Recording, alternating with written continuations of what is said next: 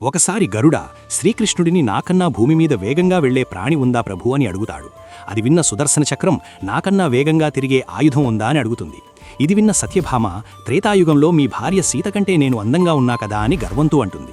ఈ ముగ్గురి మాటలు విన్న కృష్ణుడు వీళ్ల అహంకారానికి తగ్గ గుణపాఠం చెప్పాలని గరుడతో హిమాలయాల గుహలో ఒక వానరం తపస్సు చేస్తూ ఉంటుంది, దానితో మీకోసం ద్వారకలో సీతారాములు ఎదురు చూస్తూ ఉంటారు అని చెప్పమని పంపుతాడు. సుదర్శన చక్రంతో ద్వారం దగ్గర ఉండి లోపలికి ఎంతటి వాళ్లు వచ్చినా అనుమతించవద్దు అని చెప్తాడు. సత్యభామతో మహారాణిలా తయారవమంటాడు. కృష్ణుడు చెప్పిన ప్రదేశంలో హనుమ ఉంటాడు.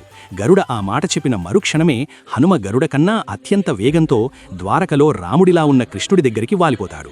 ద్వారం దగ్గర నిమ్మెవరూ ఆపలేదా అని హనుమని అడగ్గా, ఒక చక్రం ఆపడానికి ప్రయత్నించింది స్వామి, దానితో యుద్ధం చేస్తే మిమ్మల్ని కలవడం ఆలస్యమైపోతుంది అని మింగేశా అని చెప్తాడు. అప్పుడు పక్కనే ఉన్న సత్యభామను చూసి, ఈ చెలికత్తె ఎవరు స్వామి, నా సీతమ్మ ఎక్కడా అని అడుగుతాడు.